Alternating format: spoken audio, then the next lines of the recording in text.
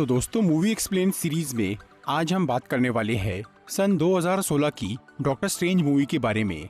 MCU की इस 14th film में साइंस और टेक्नोलॉजी से हटके जादू और चमत्कारों की कहानी दिखाई गई है, जहां डॉक्टर स्टीवन स्ट्रेंज एक आम इंसान से एक महान जादूगर बनता है और वो अंधेरी दुनिया की बुरी ताकतों का सामना करता है। अगर आप इस फिल्म को अच्छी तरह समझना चाहते हैं तो ये वीडियो देखते रहिए। आज मैं डॉक्टर स्ट्रेंज मूवी को शॉर्ट में एक्सप्लेन करूंगा, तो बिना किसी देरी के आइए देखते हैं।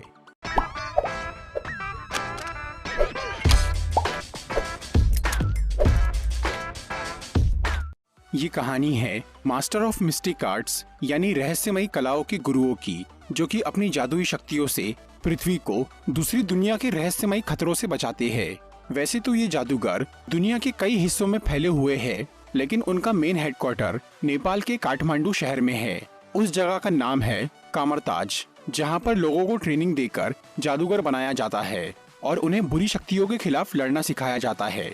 इन जादूगरों के लीडर को सॉर्सरर सुप्रीम कहा जाता है। सबसे पहले सॉर्सरर सुप्रीम का नाम था एगामोटो, जिसने हजारों साल पहले धरती पर रहस्यमयी कलाओं की खोज की थी और उसने यहाँ के लोगों को भी जादू का इस्तेमाल करना सिखाया था।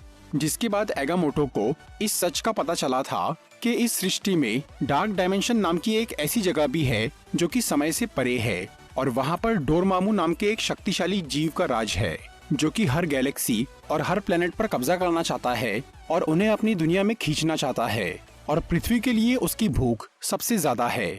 इसीलिए डोरमामू से अपनी दुनिया को बचाने के लिए एगामोटो ने 3 सैंक्टम यानी 3 पवित्र स्थल बनाए, जो कि दुनिया के 3 अलग अलग शहर न्यूयॉर्क, लंदन और हांगकांग में मौजूद है।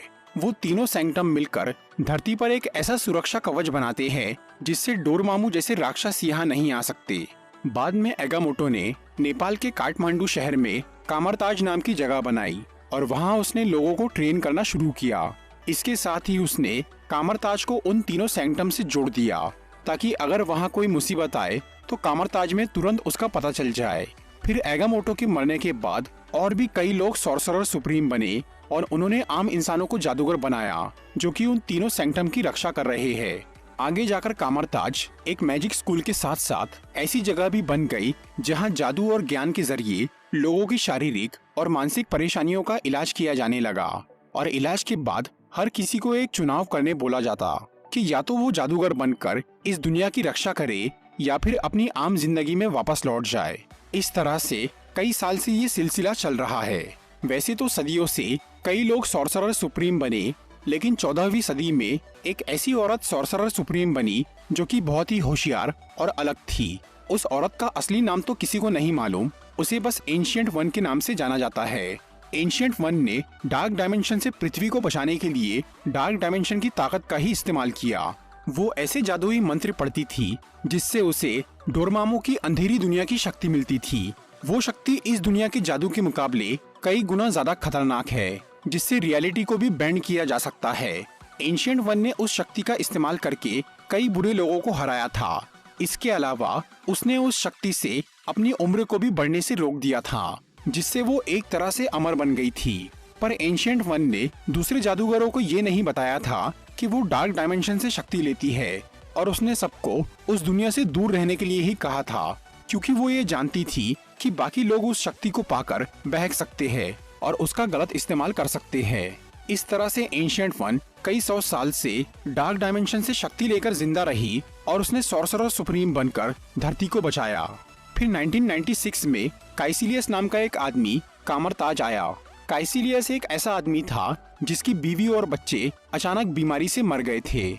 इससे वो गहरे सदमे में चला गया था और अपने इस गम को भुलाने के लिए वो कामरताज पहुंचा, जहां एंशिएंट वन ने उसे ज्ञान दिया और जादू का इस्तेमाल सिखाया। फिर काइसिलियस ने 20 साल तक काफी ट्रेनिंग की और वो एक बहुत अच्छा जादूगर बन गया, लेकिन इसके बावजूद भी वो अपने परिवार को नहीं भुला पाया था। उसे हमेशा ये लगता था कि दुनिया में सबसे बुरी चीज है मौत, जो कि लोगों को उनके अपनों से जुदा कर देती है। इसीलिए वो चाहता था कि या तो उसका परिवार किसी तरह वापस जिंदा हो जाए या फिर वो मौत पर जीत हासिल कर ले, ताकि दुनिया में किसी को भी वो दुख न सहना पड़े।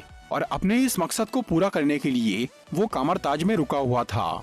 फिर वहाँ रहते रहते काइसिलियस का ध्यान एंशिएंट वन की उम्र पे गया जो कि कई सालों से वैसी की वैसी थी और उसे ये शक होने लगा कि एंशिएंट वन के पास कोई ऐसी शक्ति है जिससे वो अमर बन गई है।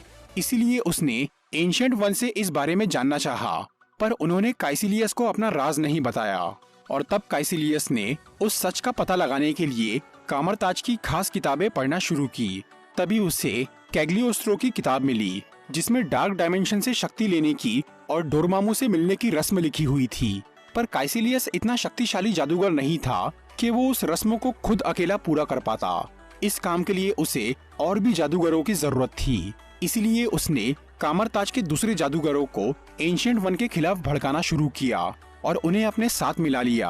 और फिर एक दिन काइसिलियस और उसके सभी साथी कामरताज की लाइब्रेरी में गए और उन्होंने वहाँ के लाइब्रेरियन को मार डाला। इसके बाद काइसिलियस ने वहाँ से कैग्लियोस्ट्रो की किताब उठाकर उसमें से वो पन्ने निकाल दिए जिसमें डार्क डायमेंशन के बारे में लिखा हुआ था।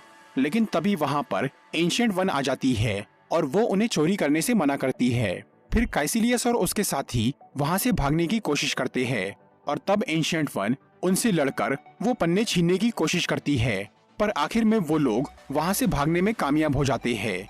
इसके बाद काइसिलियस और उसके साथी उन पन्नों में लिखे हुए मंत्र और उस रस्मों को समझने की कोशिश में लग जाते हैं।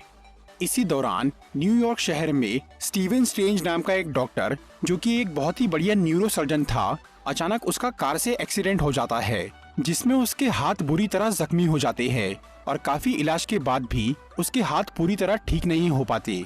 डॉक्टर स्ट्रेंज को अपने करियर से बहुत प्यार था, इसीलिए वो किसी भी तरह अपने हाथों को ठीक करना चाहता था, पर अब उसके सारे पैसे खत्म हो गए थे। इसीलिए उसके दोस्त उसे इलाज की जिद छोड़ने के लिए बोलते हैं, लेकिन वो किसी की नहीं सुनता और वो सबसे दूर हो जाता है। फिर एक दिन स्टीवन को पैंगबॉन नाम के एक आदमी के बारे में पता चलता है, जो कि कुछ साल पहले पूरी तरह अपाहिज हो गया था, लेकिन बाद में वो किसी तरह बिल्कुल ठीक हो गया। इसीलिए स्टीवन जाकर पैंगबॉन से मिलता है और उससे उसके इलाज के बारे में पूछता है। फिर पैंगबॉन उसे बताता है कि वो कामरताज गया था और वहीं से वो पूरी तरह ठीक हुआ। ये सब सुनने के बाद स्टीवन काठमांडू पहुंच जाता है और वहां पर वो कामरताज का पता लगाना शुरू करता है। और तब उसे मोर्डो नाम का एक जादूगर मिलता है, जो कि स्टीवन को कामरताज लेकर जाता है और उसे एंशिएंट वन से मिलवाता है। वहाँ एंशिएंट वन उसे बताती है कि वो लोगों को उनकी आत्मा की शक्ति का इस्तेमाल करना सिखाती है, जिससे न सिर्फ शरीर को ठीक किया जा सकता है बल्कि उससे बड़े बड़े चमत्कार भी हो सकते हैं। पर स्टीवन को उनकी बातों पर यकीन नहीं होता और उसे कामरताज आने का बहुत पछतावा होता है। इसीलिए एंशिएंट वन अपनी शक्ति से उसे आत्मा का एहसास कराती है और पूरे मल्टीवर्स की एक झलक दिखाती है, जिससे वो एंशिएंट वन के आगे झुक जाता है और उनसे सीखने के लिए तैयार हो जाता है। पहले तो एंशिएंट वन डॉक्टर स्ट्रेंज के घमंड की वजह से उसे वहाँ से निकाल देती है, पर जब वो काफी रिक्वेस्ट करता है तब उसे कामरताज में भर्ती कर लिया जाता है। वहाँ पर एंशिएंट वन उसे जादू का इस्तेमाल करना सिखाती है और मोर्डो उसे लड़ाई की ट्रेनिंग देता है। फिर वहाँ स्टीवन की मुलाकात वोंग नाम के एक जादूगर